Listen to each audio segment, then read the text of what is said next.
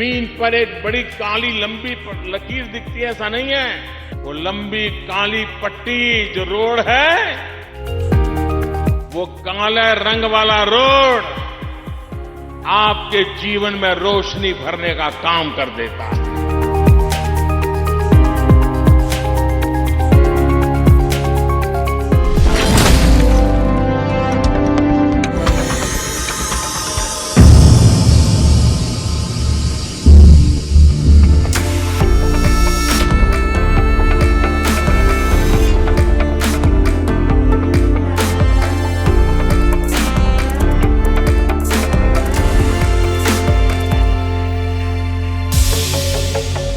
तरक्की जो आसमान से दिखे, प्रगति जिस पर फक्र हो, विकास जिस पर रफ्तार भर सके।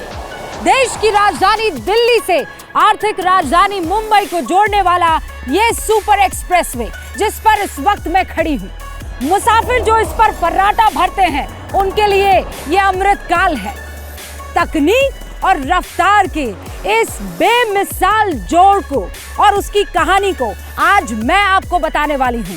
2 लेंसेज, 2 एसयूवी, एक स्पोर्टी जीप, दूसरी लग्जूरियस जैगुआर। तो चलिए रोमांचकारी इस सफर पर मेरे साथ। शुरुआत सुपर जैगुआर से।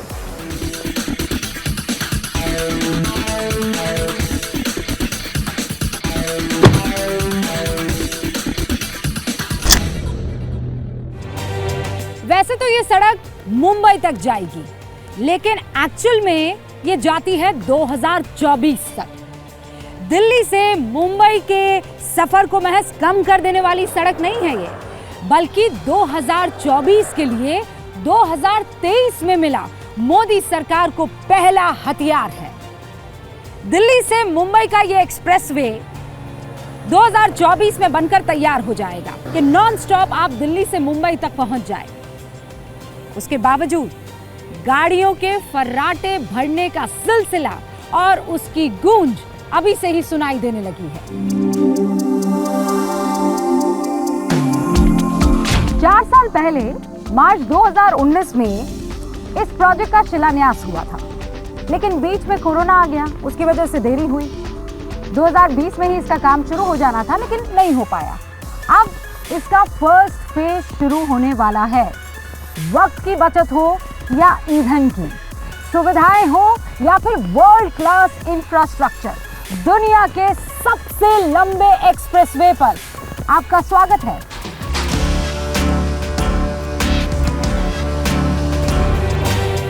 तो हमने ये सफर एक्सप्रेसवे पर शुरू कर दिया है। वैसे तो स्पीड से गाड़ियां यहां फर्राटा मारते हुए गुजरती है, लेकिन हम 10 किलोमीटर प्रति घंटे की रफ्तार से चल रहे हैं क्योंकि आपसे बात करनी है। ये जो एक्सप्रेसवे है वो 6 राज्यों को जोड़ता है।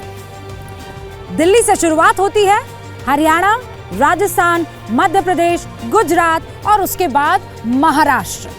पहला फेज हरियाणा के सोहना, मेवात, नूह होते हुए राजस्थान के अलवर और दौसा जिले से जुड़ेगा। यानी दिल्ली से जयपुर का सफर बहुत कम वक्तों में तय हो जाएगा, महज 2 घंटे। ये महज सड़क नहीं है, गाड़ी के पहियों की तरह पूरी जिंदगी इसमें घूमती है। हिंदुस्तान को वर्ल्ड इकोनॉमिक पावर बनाने में इस एक्सप्रेसवे का कितना योगदान होगा, अब इसे समझिए आप। देखिए, एक्सप्रेसवे बनेगा तो इंडस्ट्री आएगी, इंडस्ट्री आएगी तो रोजगार मिलेगा, और रोजगार मिलेगा तो इकोनॉमी का पहिया घूमेगा। और आप तो जानते ही हैं कि इस एक्सप्रेसवे पर पहिया कितना तेजी से घूमता है। 1.5 साल पहले खुद परिवहन मंत्री ने इसका स्पीड टेस्ट किया था, गाड़ी में बैठकर। क्या कुछ कहा था इस एक्सप्रेसवे की रफ्तार के बारे में, अब वो भी सुनिए।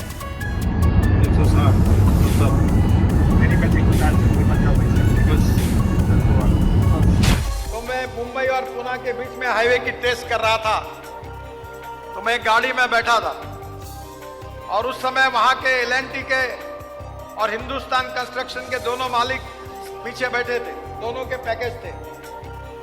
और मैंने उनको कहा था कि 140 किलोमीटर स्पीड पर मैं थर्मास से चाय निकालूंगा और चाय पीऊंगा और एक भी बूंद अगर नीचे गिर गया तो तुम्हारी खैर नहीं, तुमको छोड़ूंगा नहीं। और मैंने टेस्ट की और मैं यशस्वी हुआ। अब परसों मैंने दिल्ली मुंबई हाईवे का निरीक्षण किया और तब मैंने गाड़ी की स्पीड बढ़ाकर 180 किलोमीटर प्रति घंटा की। और आपको मैं बता रहा हूं, उसमें मैंने फिर चाय पिया, एक भी बूंद नहीं गिरा। स्पीड के मामले में हमारे पास भी लाइव जानकारी देने के लिए एक खास मेहमान मौजूद है और स्पेशल ड्राइव में हमारे साथ पूरा टाइम रहे हैं। हमारे साथ है दीपक कुमार साहब, जो पेशे से एक बिजनेसमैन है। एक्सप्रेस वे पर दीपक, ये सफर, ये अनुभव कैसा रहा?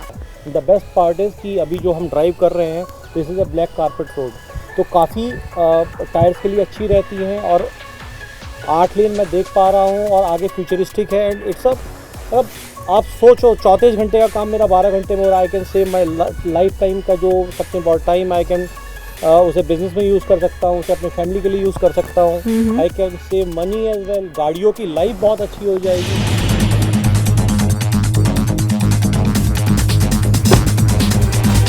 और अब असल माने में हम आपको स्पीड और टेक्नोलॉजी का जो मिक्सचर है, लीथल कॉम्बिनेशन है, वो बताने वाले हैं। वैसे तो गारंटी इस बात की दी जा रही है कि जर्मन टेक्नोलॉजी से तैयार इस एक्सप्रेसवे की उम्र जो है वो 50 साल है, यानी सड़कों की।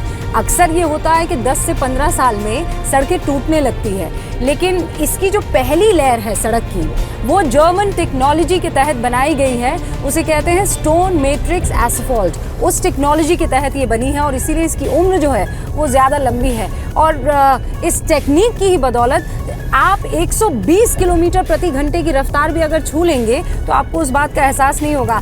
अभी हम लोग 105 किलोमीटर प्रति घंटा की रफ्तार पर हैं और मुझे लगता है कि कुछ ही मिनटों में या कुछ ही सेकंड में हम 120 की वो स्पीड जो है वो देखिए हमने पा भी ली है। 120 किलोमीटर प्रति घंटे की रफ्तार से चल रहे हैं और दीपक एहसास नहीं हो पा रहा है इस बात का। बहुत अच्छा है। कोई इसमें जो बॉडी मूवमेंट है, बॉडी हाँ, वो जैसे ऐसे पकड़ के जो चलते हैं, आपको थोड़ा एहसास अनकंफर्टेबल आप फील करने लगते हैं, ऐसा नहीं हो रहा है। इत्मीनान से, हाँ, बहुत स्मूथ जिसे कहते हैं, और आम भाषा में कहें तो मक्खन।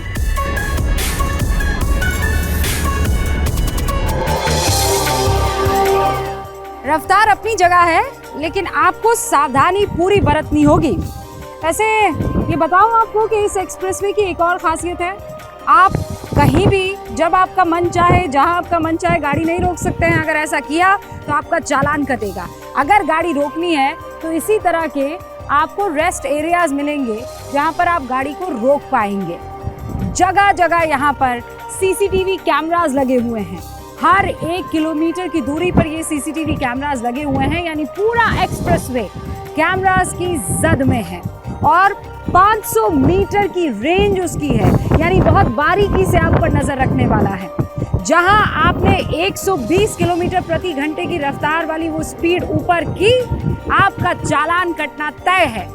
ऑन द स्पॉट आपको मैसेज भी आएगा और चालान भी कट जाएगा।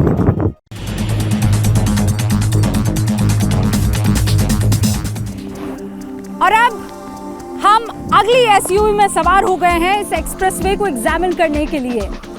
स्पोर्ट्स के लिहाज से हो या फिर लग्जरी के लिहाज से, ये एक्सप्रेसवे एकदम मुफीद है। आनंद आ जाएगा, और आनंद आपको तब भी आएगा जब ये जानेंगे कि जब ये एक्सप्रेसवे पूरी तरह से बनकर तैयार हो जाएगा तो दिल्ली से मुंबई का सफर 136 किलोमीटर घट जाएगा। जो सफर आप 24 घंटे में तय किया करते थे, वो महज 12 घंटों में ही पूरा हो जाएगा। आप समझ रहे हैं, आपके ईंधन की बचत होगी, आपके जेब पर जो बोझ पड़ता है वो कितना कम हो जाएगा, आपके वक्त की बचत होगी। एक अनुमान लगाया जा रहा है कि 32 करोड़ लीटर ईंधन सालाना हम जैसे मुसाफिर इससे बचा पाएंगे। और अगर ये आंकड़ा पर डे के हिसाब से जोड़े तो लगभग 9 लाख लीटर तेल की हम बचत करेंगे। जो लोग इस एक्सप्रेसवे पर सफर कर रहे हैं, फायदा सिर्फ उनको नहीं होगा। कहा जा रहा है कि दिल्ली एनसीआर में जो प्रदूषण होता है, इस एक्सप्रेसवे की वजह से वो भी कम हो जाएगा।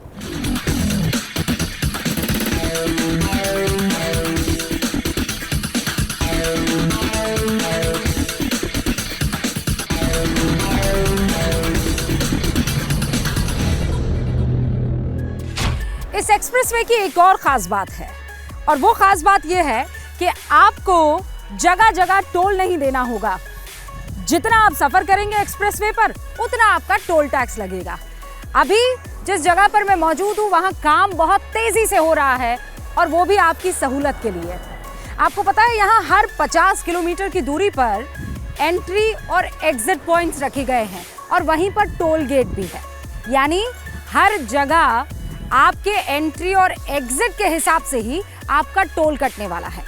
मतलब ये कि मान लीजिए आपकी गाड़ी बढ़ी एक्सप्रेसवे की तरफ, तो वहाँ मशीन ऑटोमेटिकली आपके लोकेशन और आपके समय को रिकॉर्ड कर लेगी, और फिर जब आपने एग्जिट लिया तो फास्टैग अकाउंट से उतना ही टोल टैक्स कट जाएगा। अभी हम जहाँ पर मौजूद हैं वो सोहना से दौसा वाला रास्ता है। ऐसे ही 8 टोल जो है इस इलाके में पड़ेंगे।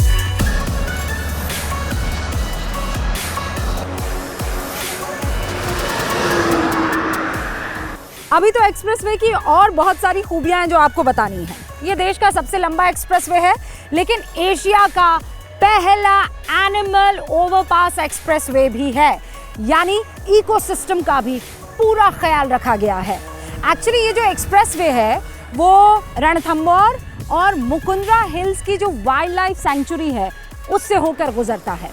अब ऐसे में जानवरों को जंगल में सड़क पार करने में कोई दिक्कत ना हो, इसलिए उसका पूरा इंतजाम किया गया। इसीलिए तो हम कह रहे हैं ये एशिया का दूसरा एनिमल ओवरपास एक्सप्रेसवे है और दुनिया में दूसरे नंबर पर। यहाँ इस पूरे इलाके में 7 किलोमीटर के 3 अंडरपास है और 5 एनिमल ओवरपास है।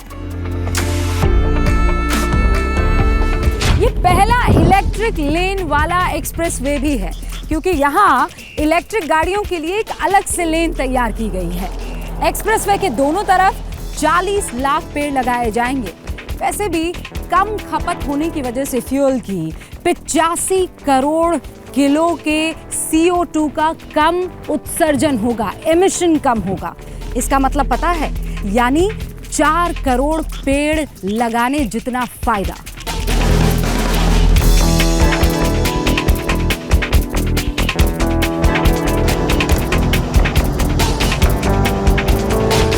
हम इस एक्सप्रेसवे को सबसे बड़ा एक्सप्रेसवे जो कह रहे हैं उसके पीछे की वजह तो समझिए। इसे बनाने में 12 लाख टन स्टील का इस्तेमाल हुआ है, जो कोलकाता के 50 हावड़ा ब्रिज के बराबर है। 80 लाख टन सीमेंट का इस्तेमाल हुआ है, जो सालाना सीमेंट उत्पादन का 2% के करीब है। और आपको पता है 4 करोड़ ट्रक के बराबर मिट्टी की खुदाई की गई है, तब जाकर ये एक्सप्रेसवे तैयार हुआ है। और इसीलिए इसे हम सबसे शानदार और जानदार हिंदुस्तान का एक्सप्रेसवे करार दे रहे हैं। इसकी लागत 1 लाख करोड़ तक आने की संभावना है।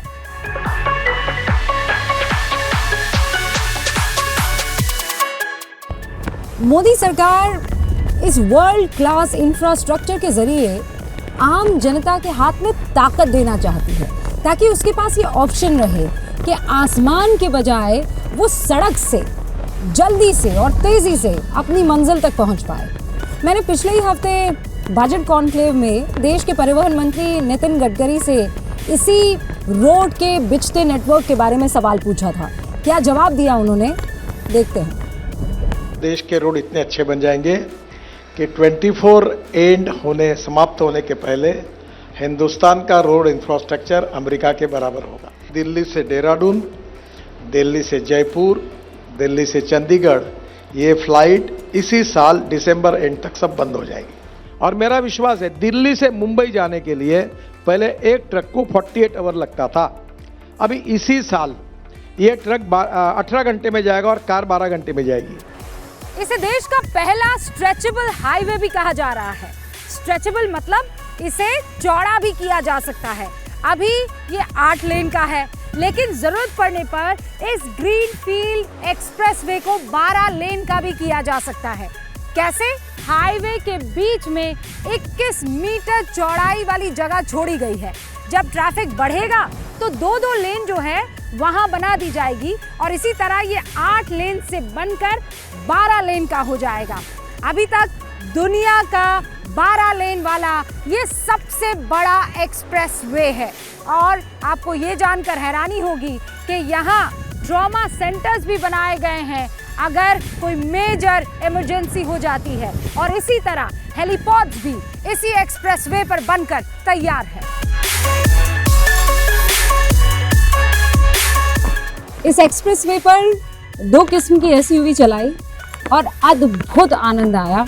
एक अलग ही अनुभव था और ये अनुभव और ज़्यादा खूबसूरत हो जाता है जब आपको ये पता होता है कि ये एक्सप्रेसवे अब हिंदुस्तान को एक नए युग में लेकर जाने वाला है। सोचिए, लगभग 1400 किलोमीटर का सफ़र आप 12 घंटे में पूरा कर लेंगे और इसी के साथ आप अंदाज़ा लगाइए कि वो जो हिंदुस्तान का लगभग 64 लाख किलोमीटर का रोड नेटवर्क है, उसके साथ ही हिंदुस्तान दूसरे नंबर पर पहुंच जाएगा।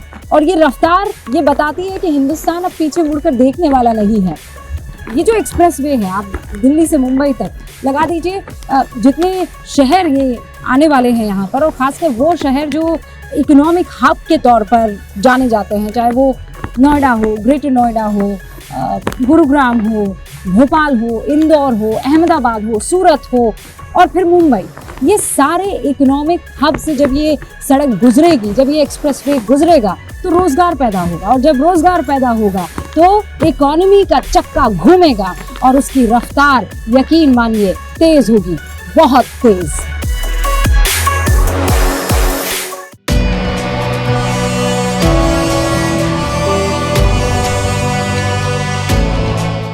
जब समय बढ़ता है, सुविधा बढ़ती है, संसाधनों का सही इस्तेमाल होता है, तभी तो सामर्थ्य बढ़ता है। जब सामर्थ्य बढ़ता है तो समृद्धि अपने आप आना शुरू हो जाती है।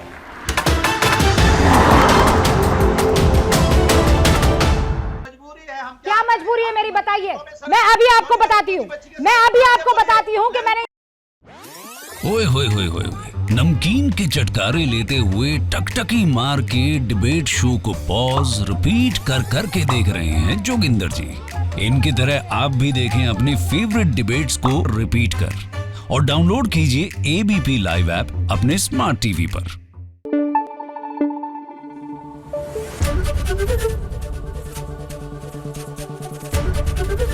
एबीपी न्यूज आपको रखे आगे।